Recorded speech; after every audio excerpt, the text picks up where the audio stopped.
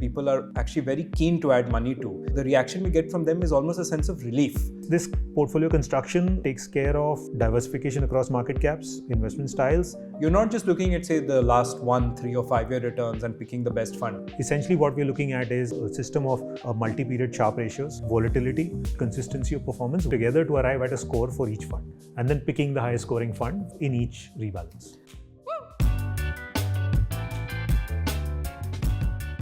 Hi everyone, and welcome back to the Capitalmind podcast.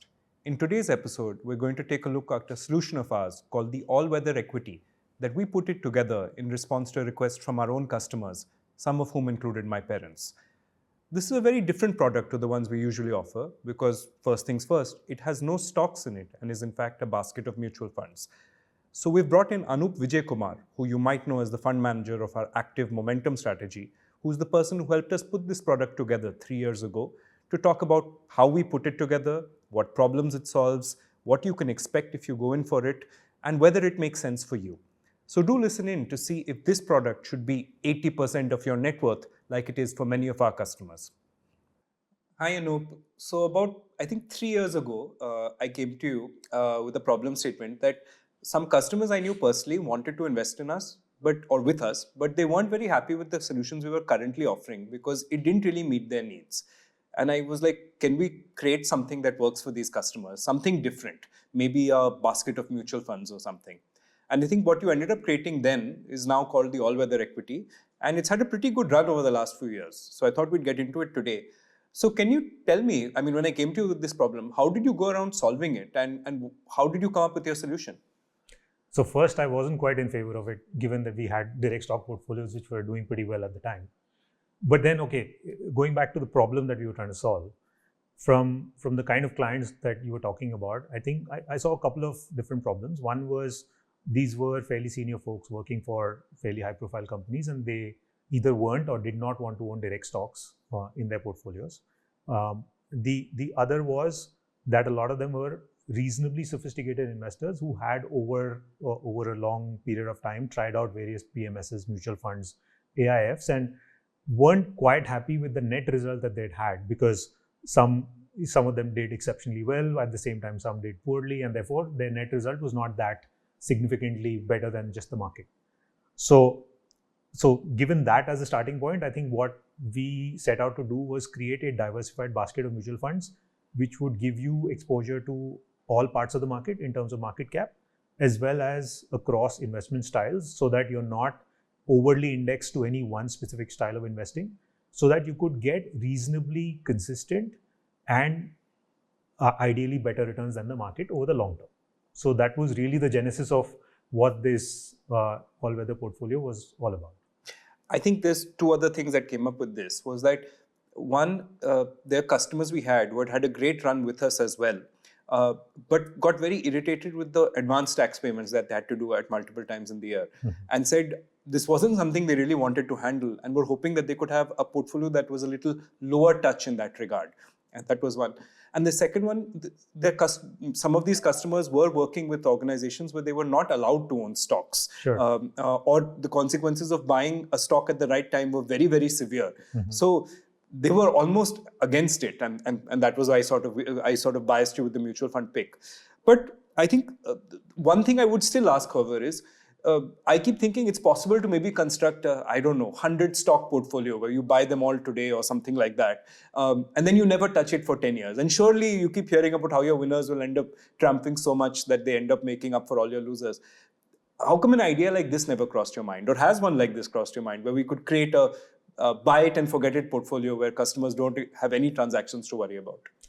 Well, I reckon a portfolio of that sort would essentially underperform the index, simply because by owning 100 stocks, you are exposed to most of the market, but then you don't have the benefit of merely investing in the index, because the index at least has exclusions and inclusions, which means the stocks that are, or the companies that are struggling, eventually go out of the index and new ones come in.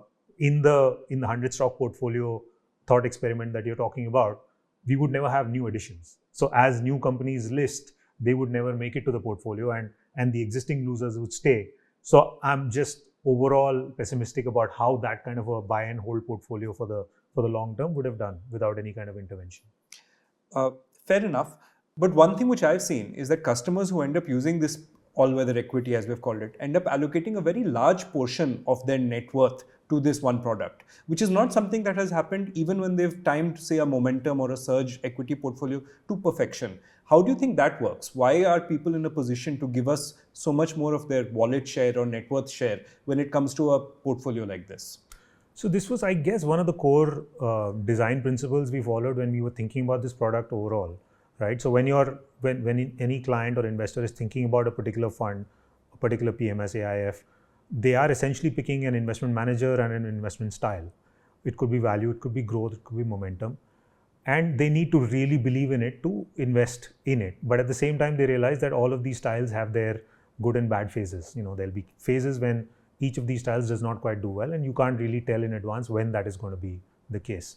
So therefore, the product or the portfolio that we came up with had to be diversified across market caps as well as investment styles. And I think that is what that's how it has played out even in the backtest as well as in the 3 years that it's been live, where it's not necessarily done as well as any of the hot funds or investment styles of any short-term phase. At the same time, it's never done really badly, and therefore net over the 3 years or so, its return is fairly strong compared to the benchmark.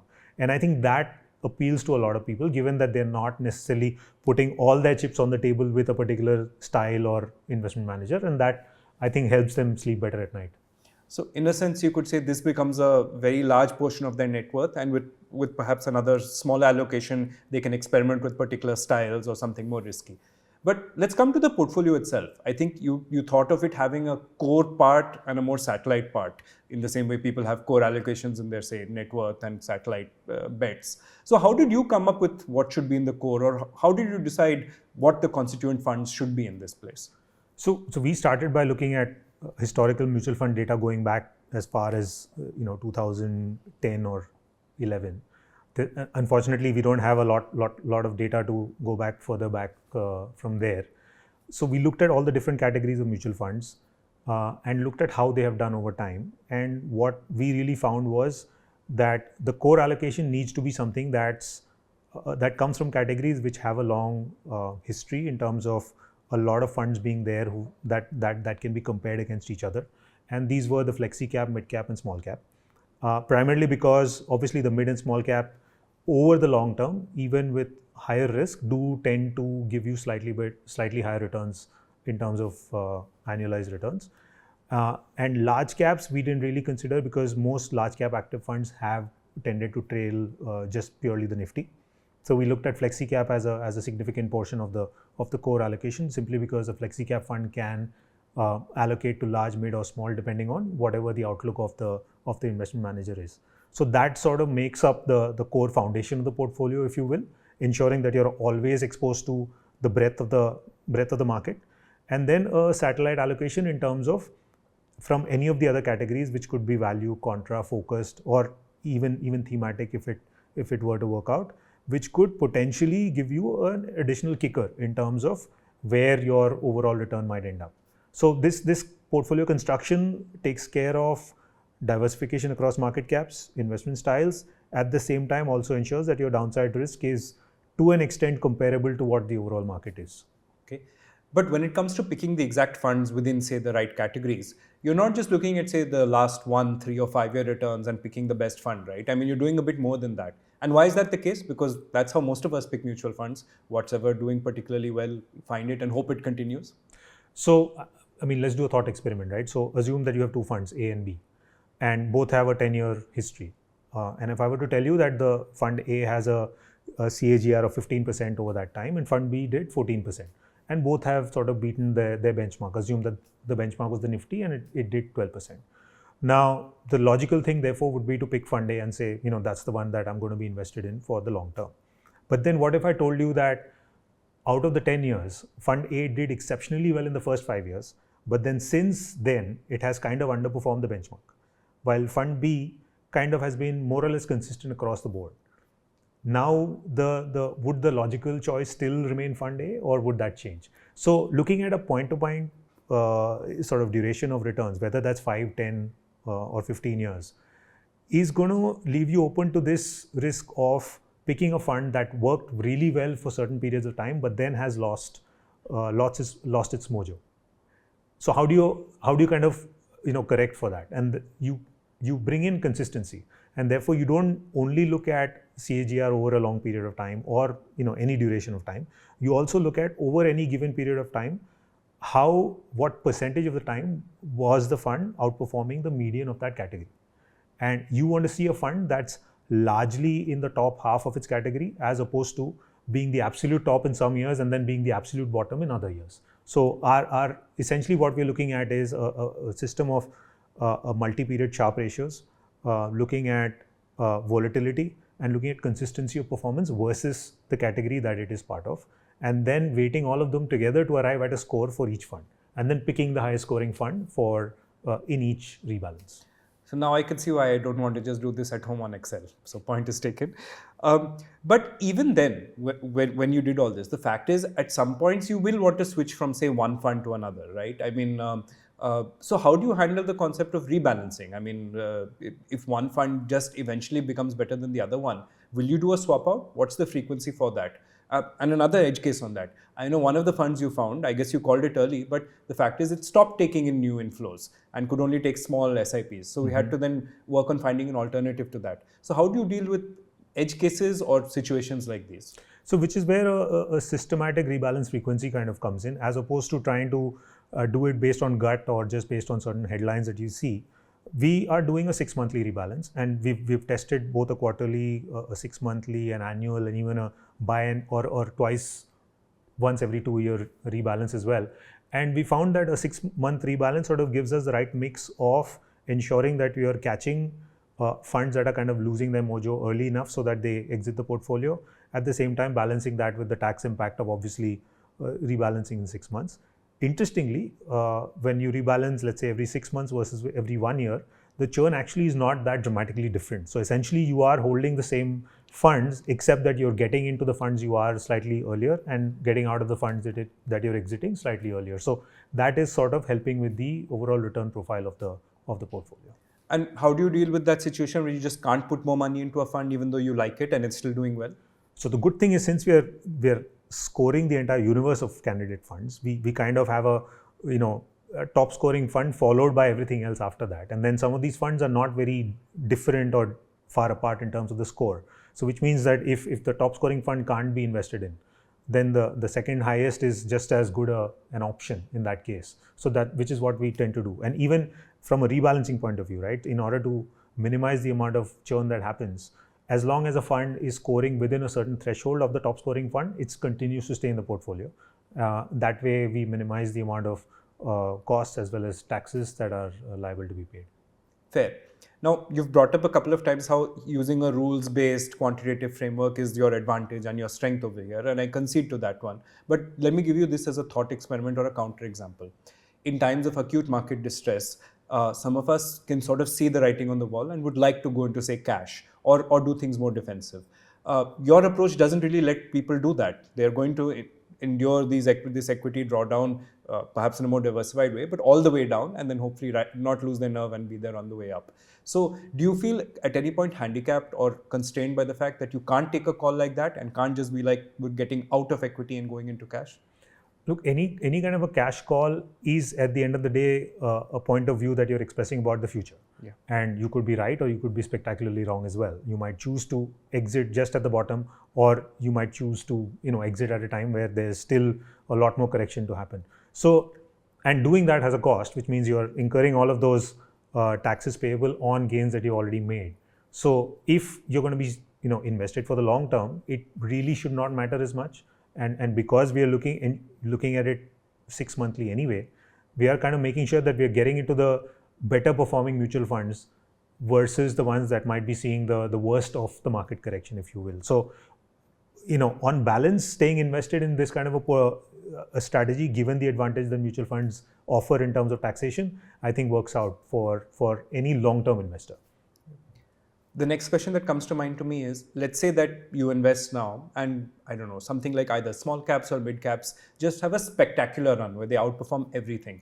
So you would have had initially, let's say, a 10 or 15% allocation to, say, small caps. But because they did so well, it's now, I don't know, double or something absurd like that.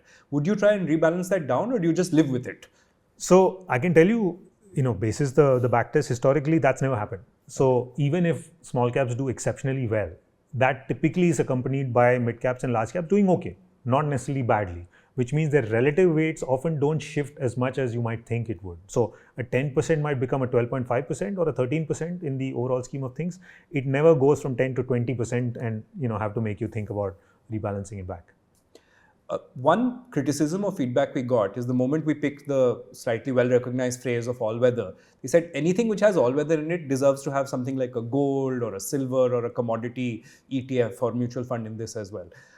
Now, I know we have a slightly complicated relationship to gold when it comes to Capitalmind. You used it to great effect in momentum, and Deepak has always been more nervous and wary of it when it comes to surge.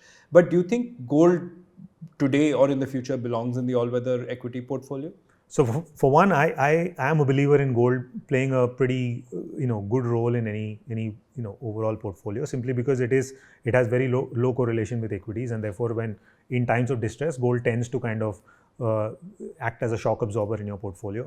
So yeah, in terms of an overall all-encompassing portfolio that is looking at asset allocation as a whole, gold certainly plays a role. Except when we designed all-weather, we were really trying to address the equity holding of any person's portfolio, assuming that the remaining, which is debt and gold, etc., is taken care of outside.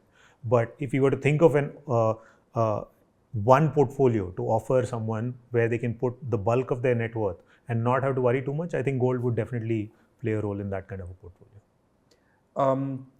You've never been very fond of thematic funds, or so I've inferred, and you've never included them in the all-weather equity, even though some of them really knock it out of the park for at least some periods of time. We're pretty good at timing stuff. We have the traders, we have the team. How come thematic funds have never made the cut for you? So again, this is based on what the data says. Thematics, some of them have done really well over short periods of time, but overall, none of them have really given consistent risk-adjusted performance. And I think there's a fairly logical reason to it, that most thematic funds tend to get launched at the peak of when a certain theme or sector is sort of the flavor of the month. And once they do launch, they then tend to invest in a very narrow set of stocks, which can then obviously see a rapid decline when things go the other way. So, I mean, we're not dogmatic about avoiding thematics. If there are thematic funds which are able to offer consistent and risk-adjusted performance, they would make it into the portfolio as part of the satellite allocation. It's just that we've not seen it so far, which is what makes me a little bit skeptical about thematics in general. Who do you think, after these experiences of running the various portfolios you have, who do you think is now the ideal customer for the all-weather equity style portfolio? So I would think of probably three kinds of profiles that this might work for. One is folks who are who understand the importance of equity. At the same time, they maybe tried their hand at identifying the best performing or the best mutual fund or the best investment style, the best PMS, and kind of given up on that, and would rather want largely diversified exposure. At the same time, they would want to get returns higher than the index. So someone like that would be a pretty good candidate. Another would be someone who kind of gets the value of a systematic rules-based approach, as opposed to just going by vibes, or thinking that so and so fund manager, I like the way he talks, or I like what he says about investing, and therefore I'm going to. Exactly. So if you're comfortable with the idea of a fairly objective, systematic, rules-based process, which then takes diversified exposure, I think this is for you. And at the end, and if you recognize that consistency typically trumps short-term spectacular returns, then this is for you, because this kind of a portfolio is never going to be spectacular in any given year. But I think when you sort of sum it up over multiple years is where you start to wonder, wait, how is this performing as well as it is? I would just sort of add to that over the years, this has been the one portfolio that we've almost never had an exit from, where people are actually very keen to add money to. And I think the reaction we get from them is almost a sense of relief. Oh, this is now well taken care of. Mm-hmm. Rather than sometimes say a momentum or a surge, where when it goes well, it's exhilarating, and when it goes badly, you're absolutely very depressed and terrified about the future. But One question for you as a fund manager: how do you sort of deal with the cognitive dissonance of spending many hours a day trying to time stocks to perfection, and at the same time having this portfolio which you only have to revisit once in 6 months? Look, it's I mean, and you've got to be open to different styles of investing and try and see whether what you're trying to do works versus what else is out there, and the whole idea of allocating to a basket of mutual funds seems to work, provided that you pick the right funds. By the way, I mean, if you can do exceptionally poorly as well by picking the wrong funds and entering the hot fund of the year or whatever.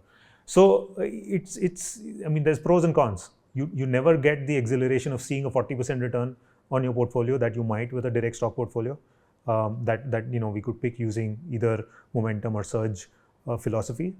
At the same time, you're not going to see a particularly bad year because you're not going to see a 70% drawdown in your portfolio because all the funds, each individual fund in the portfolio is reasonably diversified. So that kind of protects you from that. So if you're okay with giving up some of the highs and the lows for a more stable kind of a emotion from your investment portfolio, I guess this portfolio works. So I can see the appeal, although I would internally like to believe that I can beat that portfolio. Your first love remains momentum. Yes, nonetheless. Okay. Thanks, Anoop.